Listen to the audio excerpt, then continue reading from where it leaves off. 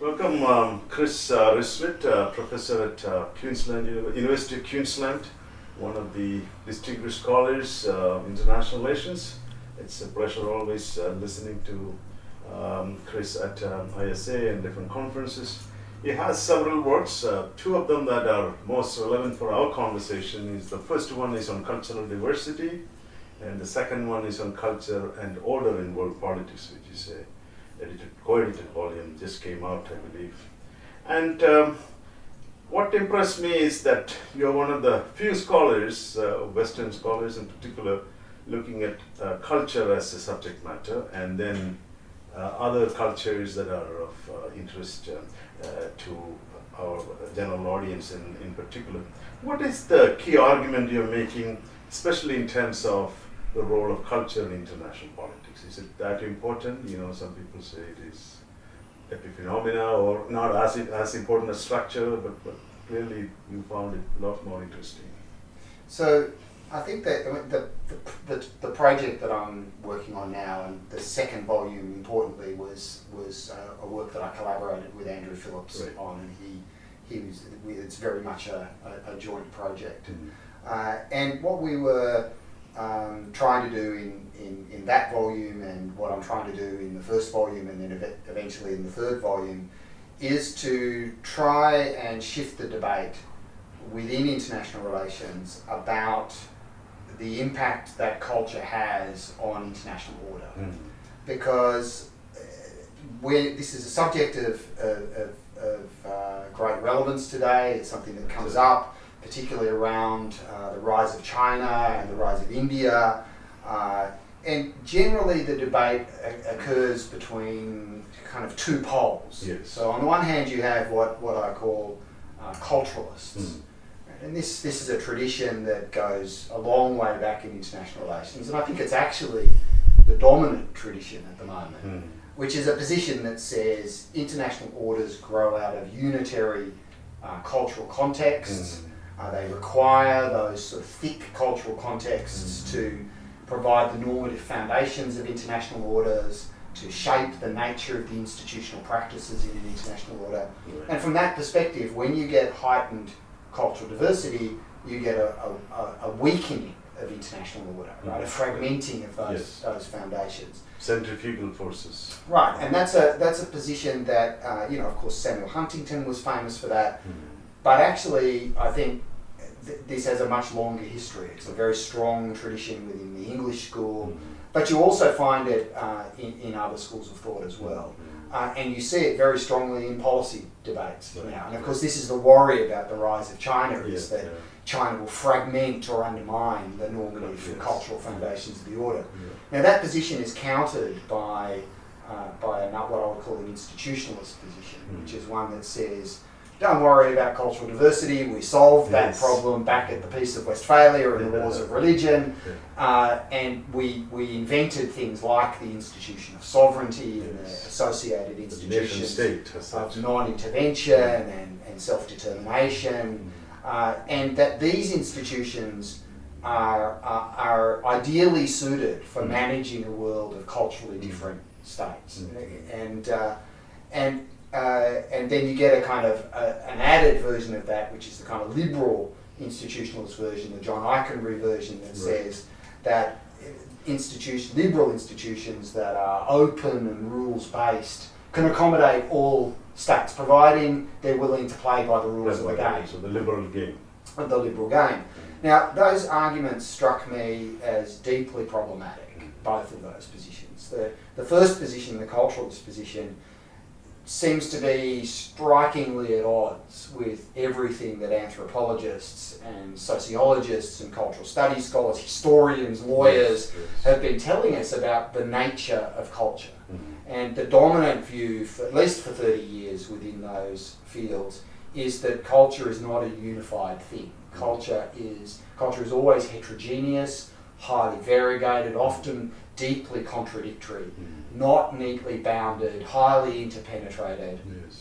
And that if that's the case, then it's simply not possible that international orders emerged in unified cultural context. And in fact, new histories of just about any international order that you can think of from the Roman Empire through the Ottomans, through the Chinese, through early modern Europe, is telling us that actually these orders emerged in very heterogeneous cultural contexts, and that in fact the management of cultural difference was in fact a key imperative of order building. Right. In those Part of the contexts. imperial project was always to create was the culture. was always about ordering of Ordering, cultural difference. And Alexander onwards tried to do that. exactly. And the institutionalist argument is problematic, not because institutions don't matter in shaping culture, but because the belief that institutions somehow neutralise cultural difference is deeply problematic. Institutions don't neutralise culture; they organise it. Right? They create it in institutions create certain forms of difference that are defined as unacceptable. They hierarchise certain forms of cultural difference.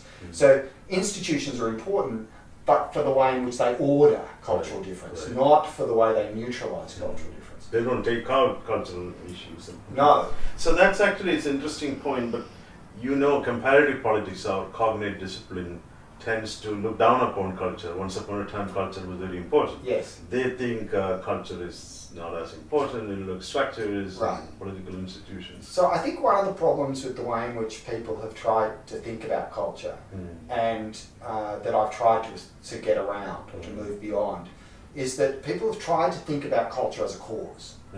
Right? So culture matters if a set of cultural meanings or values is shaping behaviour, right? And then the debate is, what kind of cause is it, right? Is it a necessary and sufficient cause? Is it an intervening variable, right? And so all of the debate is about, is culture a cause? It's a determinant, right?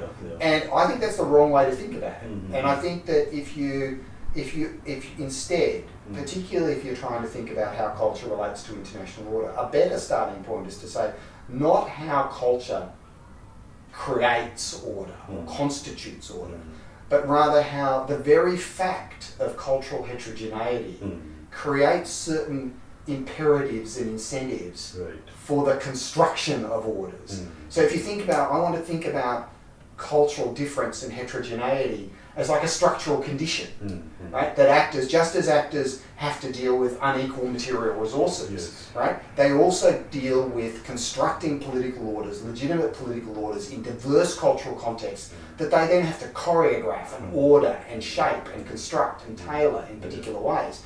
So culture doesn't shape political orders through being a necessary and sufficient cause. It shapes it by creating a condition that establishes certain imperatives for governance. It's a conditioning variable in Right. some sense.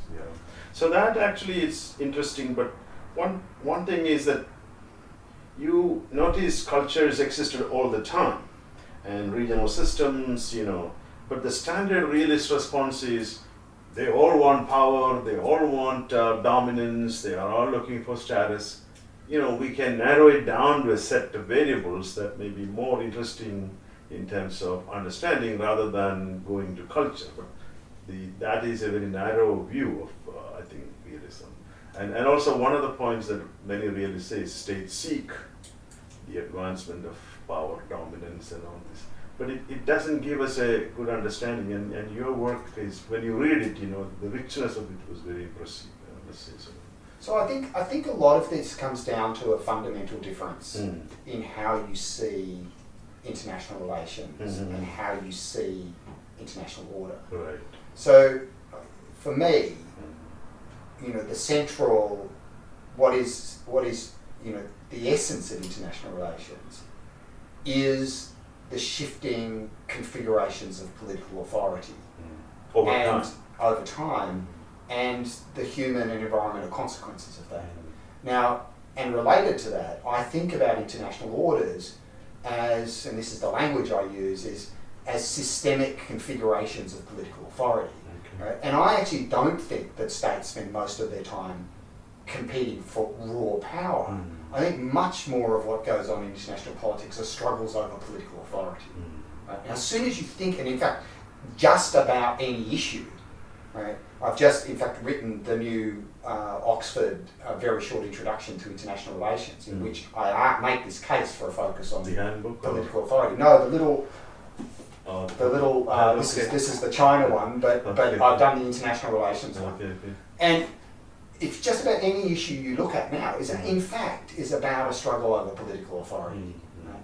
And if international orders are configurations of political authority, then I think you start talking about things like legitimacy, how political power is legitimated in particular contexts, and then it's inescapably connected to the cultural environment in which orders are constructed. Right. That poses a question about the liberal understanding of cultures. And the liberals have a problem with this cultural heterogeneity because liberalism very much rooted in the European Enlightenment project and developed there over a period of centuries. And where do we go in that context of heterogeneity and the liberal attempt to homogenize it in a way to make it liberal, the world only when the world is liberal there will be peace, the Kantian idea. So how do we cope with these divergent positions?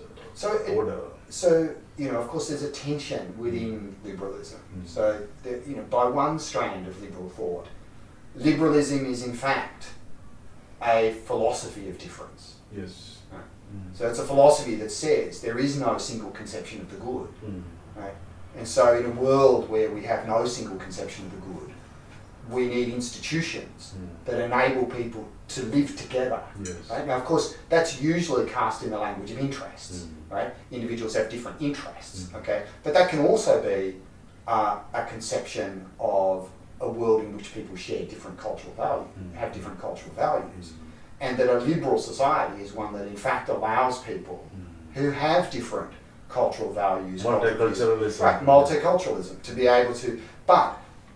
What I think you're saying is that there is another strand of liberalism that actually is a strand that says that there are substantive liberal values, right? So that there are particular kinds of institutional forms, there are substantive liberal values that need to be the markers of a liberal society. And the problem is that when you move from the first conception of liberalism, which is a liberalism about, in a sense, the governance of difference, to a liberalism that is, in fact, about the mobilisation and promotion of a particular substantive set of values, then I think, and this was Louis Hartz's argument many years ago about liberal absolutism, and how, that it's when liberalism takes that second turn that it becomes intolerant and becomes absolutist. And I would argue that it is, in domestic context, liberalism is a lot more tolerant to multiculturalism at international level, especially because it is tied to hegemony, liberal hegemony, Western hegemony, and it is not tolerant to oppositional views as much as it should be. So, if that's the case, can liberals ever adjust to the rise of China, which is not going to be liberal, which is only, we don't even know what form it will shape, but clearly not democratic? How will liberal order coexist with this emerging order that is problematic in the second book? So I think that there's clearly different arguments that are out there that liberals are making, and a very common argument that's being made is that in fact, liberalism after the end of the Cold War overreached. Right? The liberal states tried to make what was actually an order comprising liberal democratic states into a global order. End of history sort of logic. And for people who held that position, that overreach was the mistake. Right? And that in fact what liberals should do, or liberal states should do, is in a sense contract back to the core of liberal democratic states, where you can have thick forms of kind of liberal politics, and then have a thinner form of a kind of liberal politics with other states, which is much more of the kind of pluralist.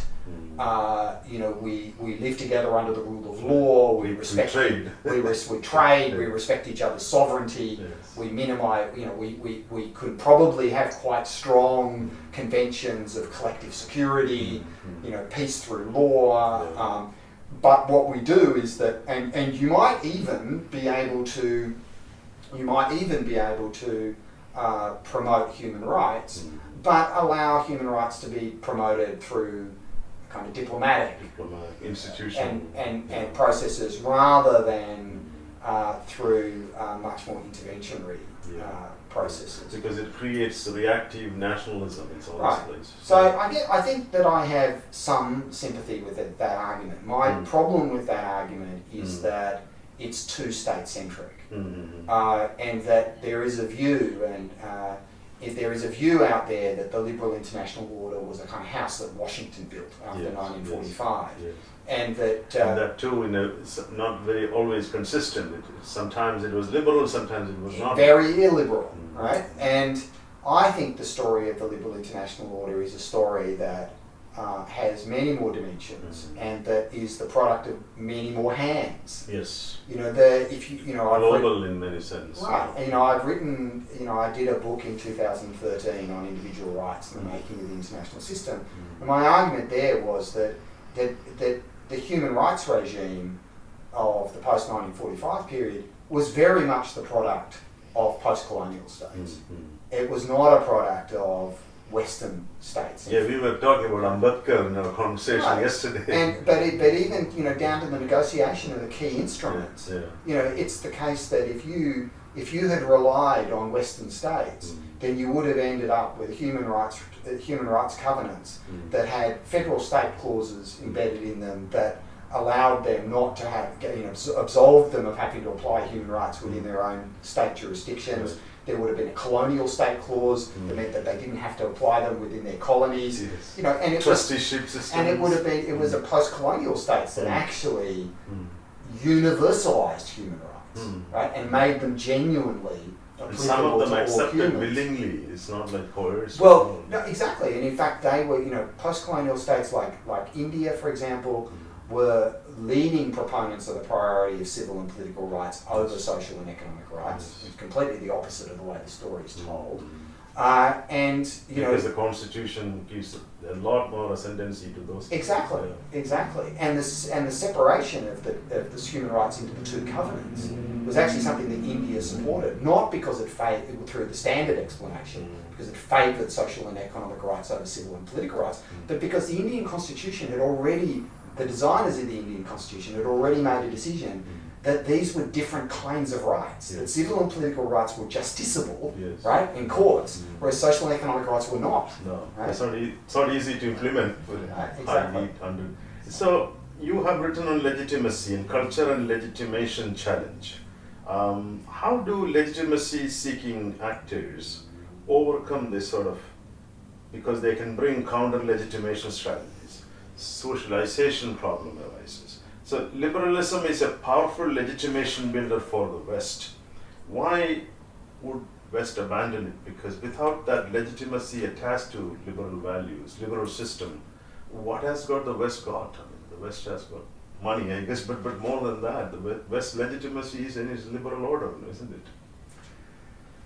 So first of all, I don't think I see the West abandoning the kind of underlying liberal commitments. I think that these are contested clearly with the rise of populism. Yes.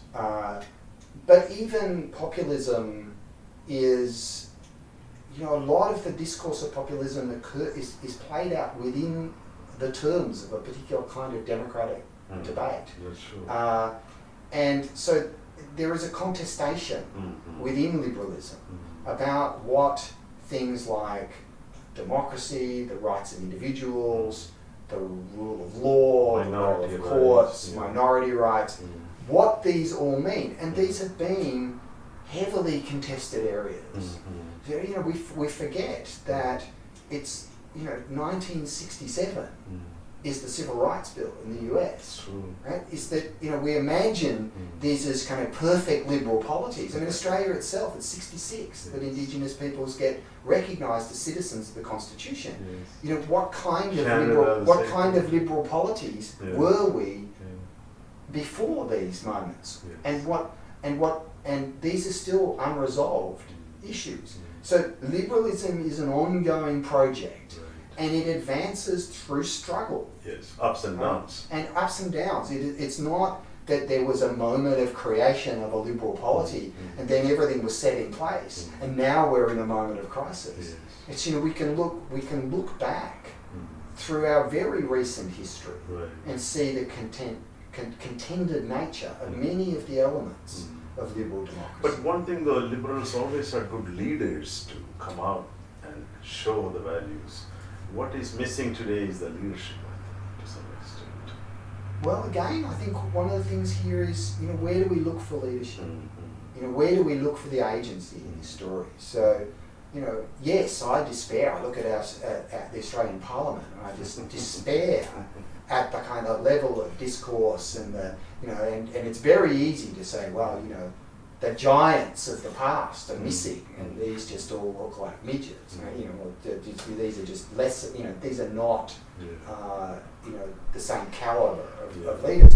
But I think actually, if we look elsewhere in society, I mean, for me, I actually think we need to be, when those of us of a generation where what we thought as being dynamic democratic politics, which is 60s and 70s. Right.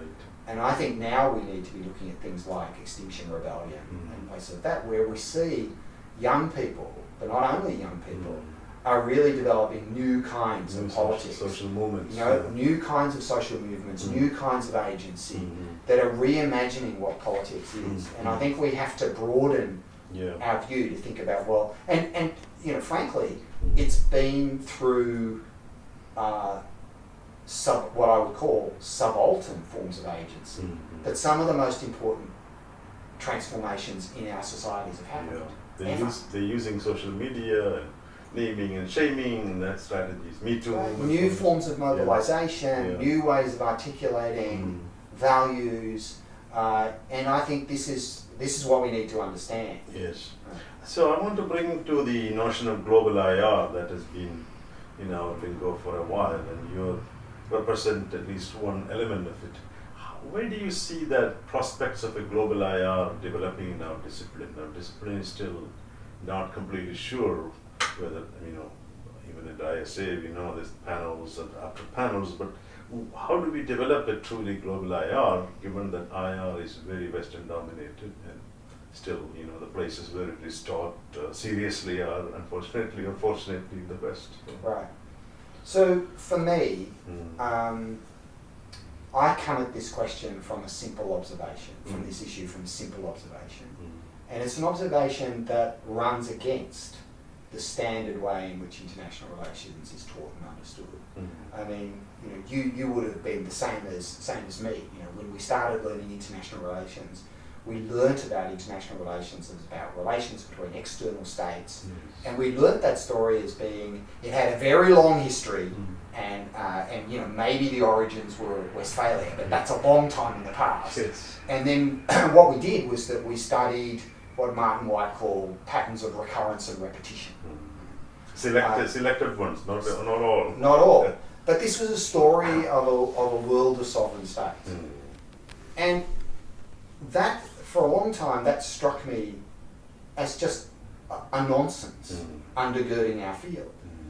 It's a world of sovereign states only existed in entirety since the 1970s.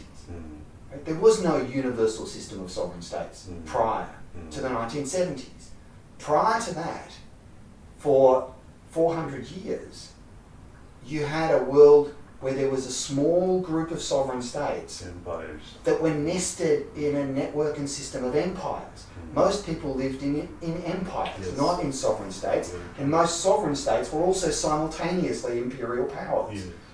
And so what we've actually seen, what that means is that international relations, even if you wanted to define it narrowly as being relations between sovereign states, and even if we went back and said, well, it's back to Westphalia, these were always embedded in a global context.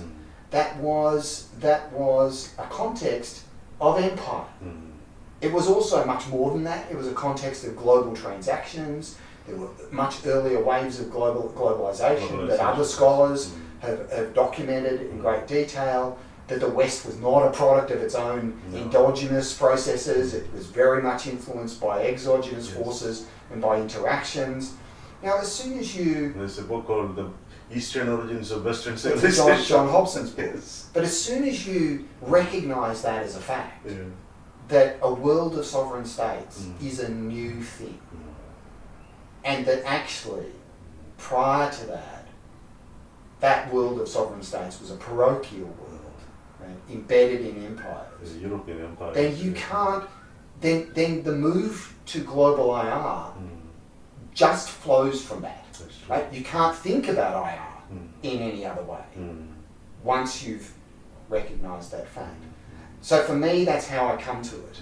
And for me, thinking about the evolution of international order has been very much about how you think about that transition from that world of empires, that hybrid world, sovereignty, empire, Yes.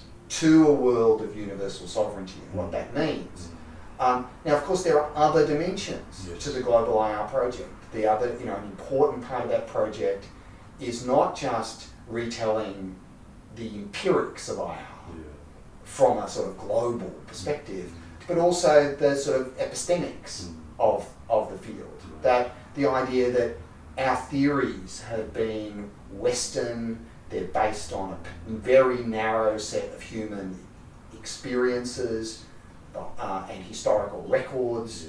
And war and peace itself in the European context. In the European context, and that one of the things we need to do with global IR is to expand the range of ideas that we have, to draw on ideas and experiences that are coming out of the non-Western world, different histories. Actually, that is one of our aim in this global network of peaceful change that we are working on this, is to show that different ideas, different parts of the world, some of them are privileged more often than others. Right. That if you want to talk about peaceful change, we need to look at cultures, civilizational ideas, and how do people organize themselves? Right. How do they relate to each other? How Exactly. do they organize violent context? Right. And the Western treatment of violence is very different sometimes from the Indonesian Right. or Buddhist ideas. Exactly. And so I think that there are, I've tried in my own work, and I think Andrew Phillips's work is exemplary of this, is to try and rethink core issues in IR by expanding the empirical record. Yes. So the second volume of the Culture Project with Andrew, we brought in specialists on the Ottoman Empire and specialists on Qing China and earlier periods of China, so that we could actually place those historical records in dialogue with the Western European story. And I think that you get a much richer understanding of the relationship, in this case, a relationship of culture to international order.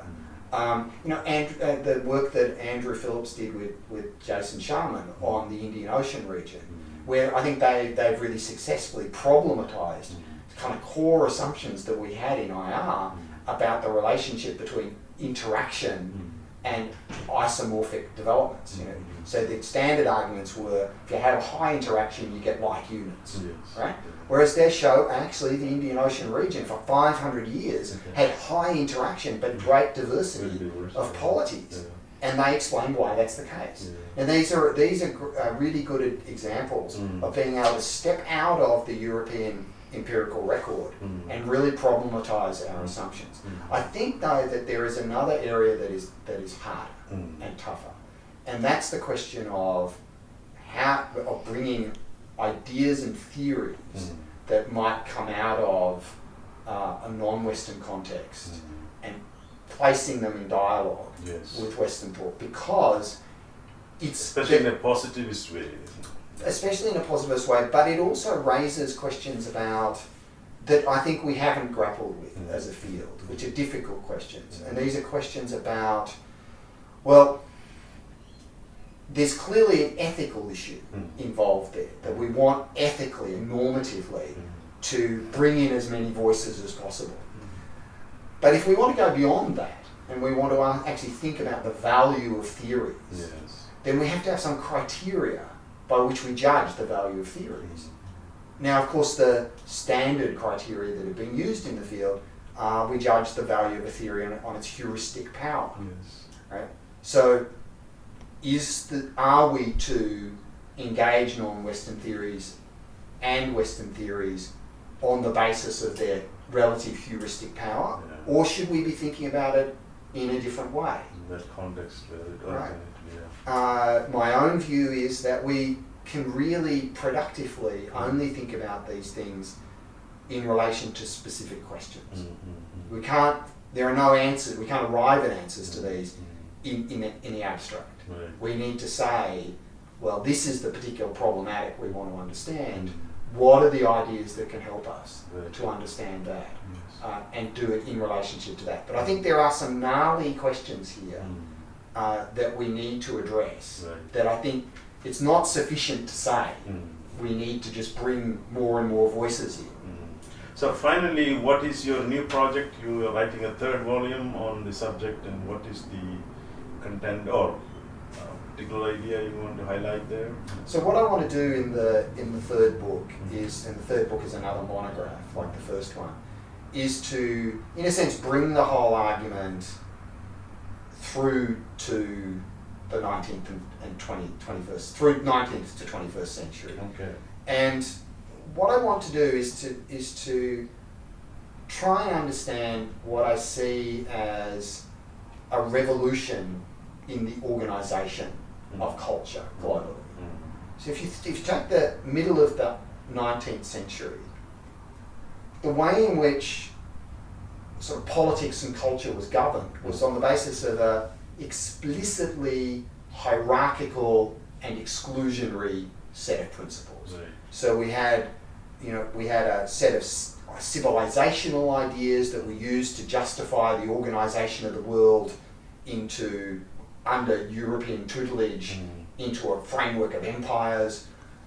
Internally within Europe, we have principles of kind of ethno-nationalism being used as the principal justification for self-determination. And through all of that is permeated by ideas about race. Right? Not everything was reduced to race, but race was shot through these arguments. But by the 1970s, the basic elements of that diversity regime, the idea of diversity regimes is central to the trilogy. That diversity, the principal elements of that diversity regime have been swept away. Right? I'm not saying that racism has disappeared, but what I am saying is that instead, by the 1970s, the idea that civilizational hierarchy is a legitimate basis for organising the globe is gone. Right? Ethno-nationalism as the principal basis of which self-determination is gone. The international community is favouring civic forms of nationalism embedded in the human rights regime and norms of multiculturalism. And race itself has had to become a subterranean force. Right? We all know it still exists. Right? But it can't be articulated as a legitimate basis on which to distinguish peoples and polities. Societies, but it is still, race is still an understudied subject in our Absolutely. But there's very good work now that is coming out in that area. And so what I want to do is the third book, which I'm tentatively calling Governing Difference, a historical sociology of the liberal international order, is really about telling that story, because I think that revolution is a revolution of enormous magnitude. It's also the revolution that is now being challenged and threatened by the return of kind of civilizational chauvinism, ethno-nationalism, politicized religion, and explicit, white supremacy. And so I think actually understanding how we escaped that world to a world where those principles were not legitimate principles of rule is actually very important for understanding what's at stake in the present situation. And part of the story, I think, is an important part of the story is going to be that this is not a shift from a non-liberal order to a liberal order. It's a shift that occurred, a revolution that occurred in the liberal international order, right? Because it was many of these things, these what we see as hierarchical exclusionary principles were mobilized by liberal states and liberal thinkers, right? And I think one of the things that we find most uncomfortable now is thinking that liberals could possibly have justified the things that they justified. Yes. Then, where now liberals justify precisely the opposite. And so there's a story to be told about, I think there's a tendency in telling the story of the liberal international order to kind of wish away those elements, right? To say, well, don't think about them. Yeah, don't. Or you know, you have your paragraph that says, well, of course, you know, liberalism was into imperialism as well, and then just kind of move on, right? But I actually think that there's these kind of modes of political, cultural governance are connected to each other. Yes. And understand change in the whole processes and structures. So thank you so much. It was a pleasure talking to you, and hope to see the book very soon. Well, it won't be very soon. 2 or 3 years, I think. But thank you very much. Thank you. It's a lot of fun.